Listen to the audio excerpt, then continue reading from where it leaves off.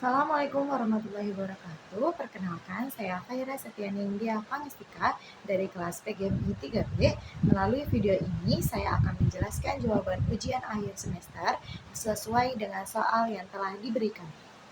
Jawaban nomor 1, keanekaragaman hayati itu mencakup keanekaragaman genetik, spesies, dan ekosistem yang saling berkaitan. Keanekaragaman genetik itu merupakan variasi sifat dalam satu spesies yang memungkinkan makhluk hidup itu beradaptasi terhadap perubahan yang terjadi di lingkungan. Nah, misalnya pada varietas jagung lokal di Indonesia yang memiliki ketahanan berbeda-beda terhadap kondisi tanah dan iklim. Keanekaragaman spesies menunjukkan banyaknya jenis makhluk hidup dalam suatu wilayah, seperti keberadaan orang utan dan bekantan di Kalimantan yang berperan menjaga keseimbangan ekosistem hutan. Sementara itu, keanekaragaman ekosistem itu terlihat dari perbedaan ekosistem laut dan darat di Indonesia, seperti terumbu karang di Raja Ampat dan hutan gambut Sumatera yang memiliki fungsi ekologis berbeda. Nah, ketiga tingkat keanekaragaman ini itu saling mendukung sehingga pelestarian keanekaragaman hayati secara menyeluruh itu sangat penting untuk menjaga kestabilan dan keberlanjutan ekosistem di Indonesia. Jawaban nomor 2, pada ekosistem sawah ini, padi itu berperan sebagai produsen karena memanfaatkan energi matahari. Nah, padi dimakan oleh tikus sebagai konsumen primer. Tikus kemudian dimangsa oleh ular sebagai konsumen sekunder dan ular dimangsa oleh elang sebagai konsumen tersier. Nah, selain itu, elang juga dapat memangsa tikus secara langsung. Nah, dari hubungan tersebut terbentuklah jaring-jaring makanan antara padi, tikus, ular, dan elang. Apabila petani menggunakan pestisida secara berlebihan hingga menyebabkan populasi tikus menurun drastis, maka keseimbangan ekosistem itu akan terganggu. Nah, penurunan jumlah tikus mengakibatkan berkurangnya sumber makanan bagi ular, sehingga populasi ular itu dapat menurun. Dampak lanjutan terjadi pada elang yang kehilangan sebagian sumber makanannya, sehingga populasinya juga itu dapat menurun atau berimigrasi ke wilayah lain. Selain itu, penggunaan pestisida berlebihan juga dapat merusak organisme lain di lingkungan sawah, seperti mikroorganisme tanah yang berperan penting dalam menjaga kesuburan tanah. Oleh karena itu, penggunaan pestisida itu perlu dikendalikan agar keseimbangan ekosistem sawah itu bisa tetap terjaga. Jawaban nomor 3, fenomena bencana ekologis yang sering terjadi di Sumatera seperti banjir bandang dan kebakaran hutan menunjukkan bahwa program reboisasi dan rehabilitasi lahan kritis di Indonesia itu belum sepenuhnya efektif dalam menerapkan prinsip konservasi berkelanjutan.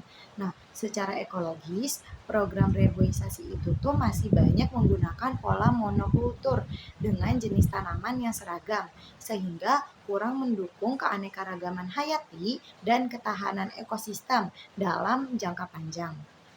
Dari sisi sosial, keterlibatan masyarakat dalam program reboisasi itu tuh masih bersifat terbatas dan belum disertai dengan hak kelola yang jelas, sehingga berpotensi menimbulkan konflik setelah program selesai. Secara ekonomi, intensif yang diberikan itu tuh umumnya bersifat jangka pendek dan belum mampu membangun mata pencaharian yang berkelanjutan. Selain itu, dari aspek kelembagaan, lemahnya koordinasi antar instansi dan evaluasi yang hanya menekankan pada jumlah penanaman menjadi kendala utama. Berdasarkan kondisi tersebut, pendidikan konservasi di tingkat MI atau SD itu perlu mengalami perubahan. Pembelajaran itu sebaiknya berbasis eksplorasi lingkungan sekitar, mengintegrasikan kearifan lokal, serta melatih siswa berpikir kritis melalui kajian kasus bencana ekologis. Selain itu, pembelajaran itu tuh perlu diwujudkan dalam aksi nyata seperti kegiatan menanam tanaman lokal serta didukung oleh penguatan kapasitas guru melalui komunitas praktisi. Jawaban nomor 4, pada pembelajaran materi alat indera dengan model problem based learning, nah kegiatan ini itu diawali dengan orientasi terhadap masalah. Di sini guru itu tuh mengajak siswa membayangkan kondisi ketika salah satu alat indera itu tidak berfungsi dengan baik, misalnya dengan menutup mata dan mencoba mengenali benda di sekitar. Nah, dari kegiatan ini itu siswa itu diarahkan untuk menyadari pentingnya peran alat indera dalam aktivitas sehari-hari. Selanjutnya, siswa itu diorganisasikan ke dalam kelompok kecil untuk mendiskusikan permasalahan yang muncul seperti alat indera apa yang paling penting berperan dalam aktivitas tersebut dan dampak apa yang terjadi apabila fungsinya itu terganggu. Nah, pada tahap ini itu guru itu memastikan seluruh siswanya itu terlibat aktif dalam diskusi kelompok. Pada tahap penyelidikan, siswa melakukan pengamatan dan percobaan sederhana menggunakan benda-benda di sekitar kelas untuk menguji fungsi masing-masing alat indera. Di sini, guru itu berperan sebagai fasilitator dengan membimbing siswa agar tidak terjadi miskonsepsi. Misalnya, dengan menekankan bahwa kerja alat indera selalu melibatkan otak. Hasil penyelidikan kemudian dikembangkan dan disajikan oleh setiap kelompok dalam bentuk penjelasan singkat menggunakan bahasa mereka sendiri. Kelompok menyampaikan hasil temuannya di depan kelas, dan guru memberikan penguatan serta klarifikasi terhadap konsep-konsep penting. Pada tahap akhir, guru bersama siswa melakukan analisis dan evaluasi terhadap proses pemecahan masalah. Guru menilai kesesuaian hasil diskusi dengan konsep ilmiah, serta menegaskan kembali fungsi alat indera dan pentingnya menjaga kesehatan alat indera dalam kehidupan sehari-hari.